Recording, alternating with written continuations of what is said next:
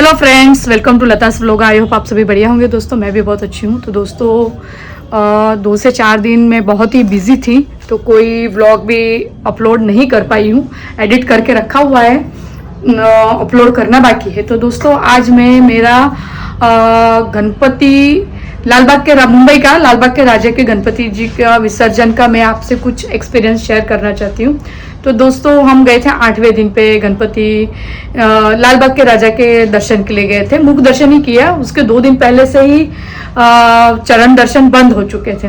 तो मुख दर्शन तो हमारा इतना अच्छे से बढ़िया से हुआ ना, बहुत खुशी हुई। फिर उसके बाद में हमने गणेश गली के मुंबई के राजा देखे। फिर आगे भी 1-2 गणपति थे, अभी फिलहाल मुझे उसका नाम इतना याद नहीं है। तो बढ़िया से देखा, वहाँ पे भी छत्रपति महाराज जी का ऐसा फोर्ट वगैरह बनाया हुआ था, वो भी बहुत अच्छा लगा। मतलब मुंबई के राजा के उसी में ही फिर वो हो गया। फिर दूसरे दिन मतलब वहां से फिर हम मेरी फ्रेंड के घर चले गए, 1 नाइट स्टे किया। हमारा प्लानिंग ऐसा था ना कि हम नेक्स्ट डे लालबाग के राजा का, यानी जो भी मुंबई में गणपति विसर्जन होते हैं वो हम देखने जाएंगे।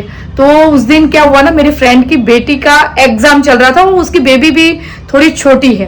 तो उसने बोला कि नहीं मैं नहीं आऊंगी, बहुत रश रहेगी गणपति विसर्जन में मुंबई में, तो तुम ही चले जाना। तो मैं और शुभम, उसकी भी इच्छा थी और मेरी भी इच्छा थी कि हम लालबाग के राजा के या और मुंबई के सभी गणपति विसर्जन में यानी मिरवणूक निकालते उसमें हम जाए। तो दोस्तों रियल ट्रेजेडी तो अभी आती है, यहाँ से शुरू हो रही है। पहले हम संगीता के घर से गए, उसके हस्बैंड ने हमको कौन सा स्टेशन था, अभी मुझे स्टेशन इतना याद नहीं है कौन सा स्टेशन था, वहाँ पे छोड़ा। उसके बाद में वहाँ से मैं गई थाने से फिर मेरा एक मतलब जब हम गणपति विसर्जन में गए, गणपति के दर्शन के लालबाग के राजा के मुख दर्शन के लिए गए थे ना, तो वहाँ पे एक अच्छा दोस्त मिल गया, उसका नाम था राम। तो फिर मैंने थाने में जब मैं बैठी तो मैंने वहां से उसको कॉल किया और मैंने उसको ये पूछा कि लालबाग के मतलब हम दोपहर को 3 बजे निकले, लेट से निकले घर से। तो मॉर्निंग मतलब 11:30-12 बजे वैसे तो लालबाग के राजा का या और भी गणपतियों का मिरवणूक चालू हो गया था। तो हम जाने वाले थे करी रोड।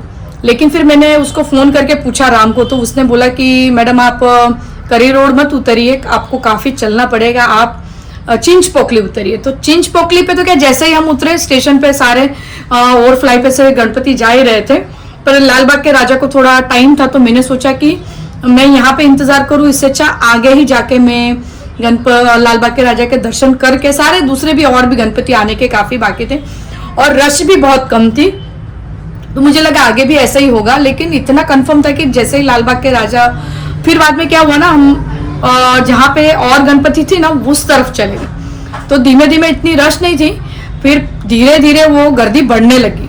और जैसे ही लालबाग के राजा आए, अचानक में इतनी धक्का मुक्की, इतनी भीड़, लोग एकदम परेशान हो गए एक दूसरे पे। हम गिरते नहीं, पर गिरने का क्या रीजन था, जहां पे हम रोड पे खड़े थे और रोड के बाजू में था फुटपाथ। तो फुटपाथ क्या होता है, थोड़ा रोड से हाइट में होता है और नीचे रोड वो था डाउन था। हम जैसे पीछे जब लालबाग के राजा आए ना, तो अचानक में बहुत सारी गर्दी हो गई। तो जो सर्कल था वहां पे जगह कम पड़ी, और जो पीछे वाले थे वो पीछे सड़क मतलब पीछे जा ही रहे थे। तो वैसे में क्या हुआ ना, जो फुटपाथ का हाइट था ना, वो गर्दी में हमको समझ में नहीं आया कि उसके ऊपर पैर रख के फिर हमको पीछे जाना है। हम ऐसे ही पीछे खसक रहे थे, तो उस वजह से क्या ऐसा बैलेंस हो गया हमारा, वहां पे अटक गए। तो इस वजह से हम गिरे। मेरे पीछे एक लेडी थी, वो रेलिंग टूट गई और उसके पीछे उस रेलिंग के नीचे वो लेडी दबी हुई थी। और मेरे पीछे वो जो राम, मैंने लड़का बोला आपको, वो दबा हुआ था, उसके ऊपर मैं गिरी। और मेरे ऊपर 2 साल की एक बेटी थी, उसके फादर, और उनके बाजू में पता नहीं कौन लेडीज थी क्या थी। ऐसे इस तरह से इतने लोग मेरे पे भी गिरे ना कि समझ में ही नहीं आया। कमर से नीचे का हिस्सा पूरा दब चुका था, खाली ऊपर का ही पार्ट जो था, श्वास वगैरह ले रहे थे और देख रहे थे। एक पल के थे दोस्तों, ऐसा लगा ना कि अभी जान हमारी गई। और मतलब बहुत शोर गुल्ला, कौन सुनने वाला है इस तरह से भगदड़। अभी सब अपनी अपनी जान बचाने में लगे हुए थे, किसको क्या सॉरी किसको क्या तो किसको क्या, सब अपनी अपनी जान बचाने में लगे पड़े हुए थे। फिर हुआ ऐसा ना कि 2 मिनट में तुरंत ही पुलिस वगैरह आई और वो भगदड़ जो भी मची हुई थी गर्दी वर्दी उसको शॉर्ट आउट किया, सब अच्छे थे। पर एक पल के लिए ना मुझे ऐसा लगा कि मेरी या तो आज जान गई या तो मेरी टांग फ्रैक्चर हो ही जाएगी। और एक बात की मुझे खुशी ये थी ना, मेरे आगे शुभम, वो चिल्ला रहा था, शोर मचा रहा था, लेकिन वो ऐसा स्टेबल खड़ा था।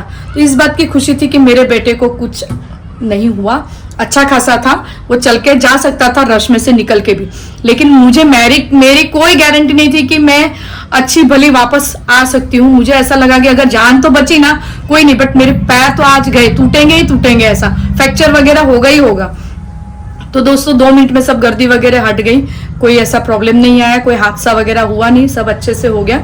और ये देखिए इस तरह का मेरे हाथ में ये इस तरह का लगा हुआ है, देखिए ये तो अभी ये 2-3 दिन हो गया है इस तरह से लगा हुआ। तो चलो ठीक है, अच्छा हो गया, हल्दी वगैरह ये सब लगा के।